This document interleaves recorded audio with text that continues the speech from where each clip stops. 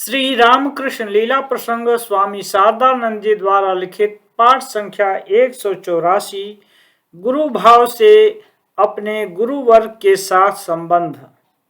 ब्राह्मणी के रूप गुण को देखकर मथुर बाबू का संदेह। ब्राह्मणी जैसे गुणवती थी, उसी प्रकार उनका रूप भी असाधारण था। श्री रामकृष्ण देव के श्रीमुख से हमने सुना है कि ब्राह्मणी के रूप लावण्य को देखकर तथा वे अकेली असहाय जहां तहां घूमती रहती हैं, यह सुनकर प्रारंभ में मथुर बाबू को भी उनके चरित्र के संबंध में संदेह होने लगा था। सुना जाता है कि एक दिन परिहास करते हुए उन्होंने यह कह भी डाला था, भैरवी, तुम्हारा भैरव कहाँ है?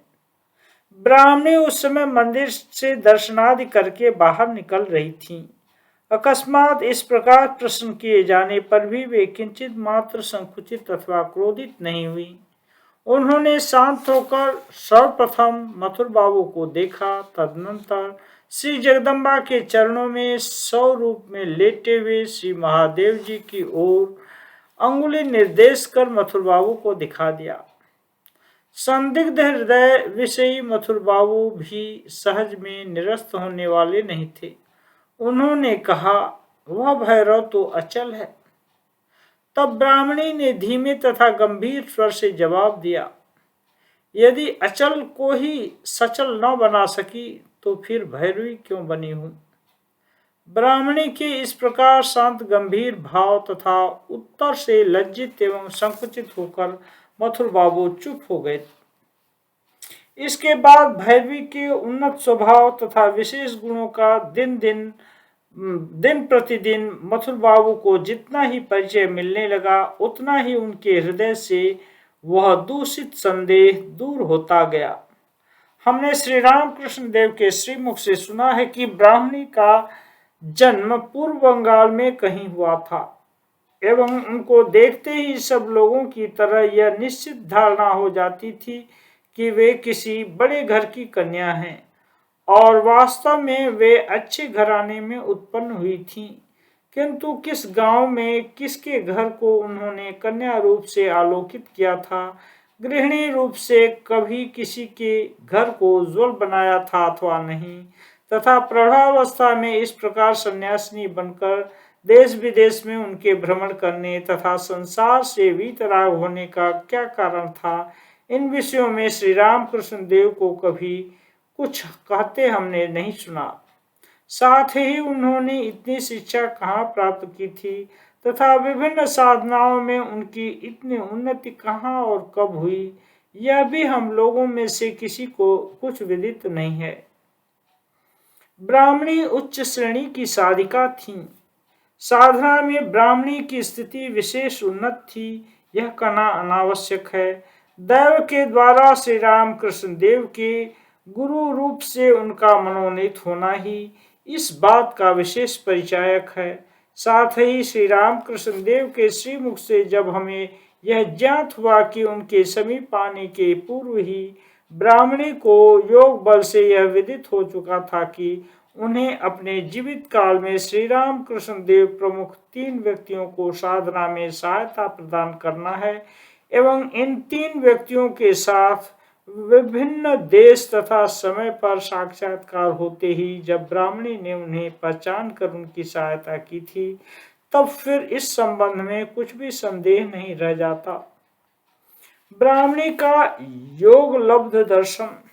श्री रामकृष्ण देव के साथ प्रथम साक्षात्कार होते ही ब्राह्मणी ने उनसे चंद्र तथा गिरजा का उल्लेख किया था।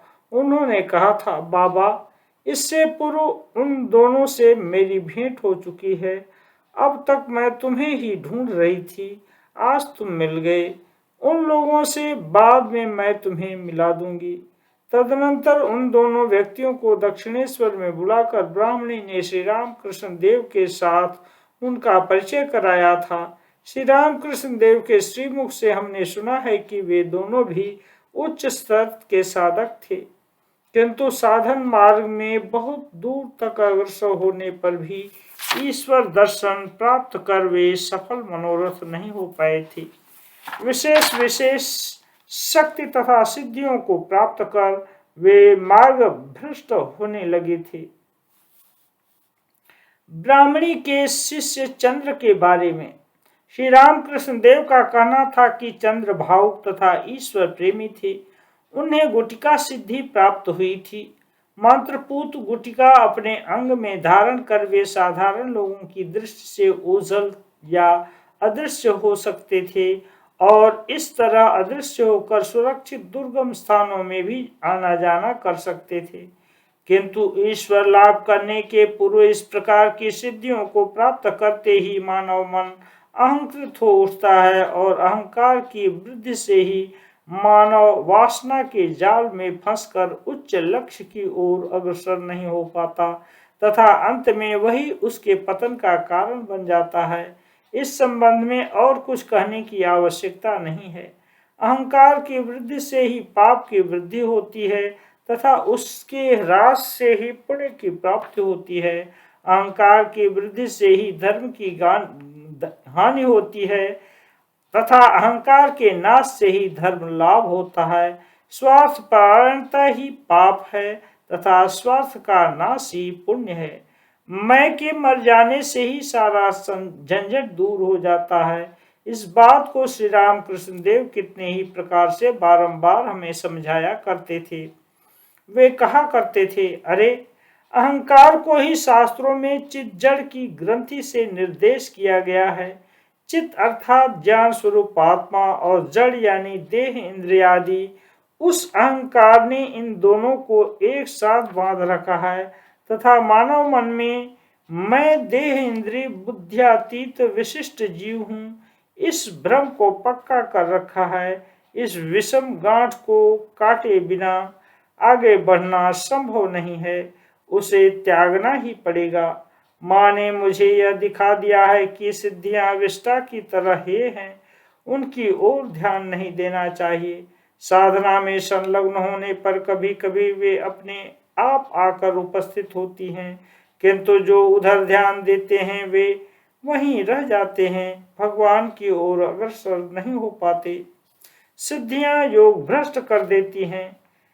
ध्यान ही मानो स्वामी विवेकानंद जी का जीवन था। खाते सोते उठते बैठते सभी समय ईश्वर ध्यान की ओर वे अपने मन को संलग्न रखते थे।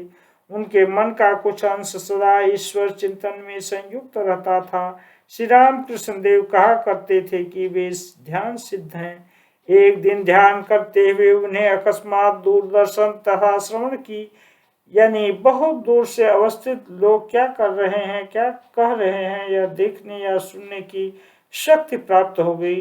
ध्यान में बैठने के पश्चात जो ही उनका ध्यान कुछ जमने लगता, त्यों ही उनका मन एक ऐसी भूमि में आरूढ़ हो जाता था कि अमुक व्यक्ति अमुक घर पर बैठकर अमुक विषय में वार्तालाप कर रहा है।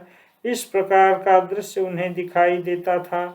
यह देखकर उनके हृदय में यह अभिलाषा उत्पन्न होती थी कि जो कुछ उन्होंने देखा है वह कहाँ तक सत्य है, इसका पता लगाना चाहिए। तत्काल ही ध्यान छोड़कर वे उन स्थलों में जाते और यह देखते कि जो कुछ उन्होंने देखा है वह वास्तव में पूर्ण सत्य है, किंचित मात्र भी मिथ्या नहीं। कुछ दिन इस प्रकार बीतने पर श्री राम कृष्ण देव से उन्होंने यह वृत्तांत कहा।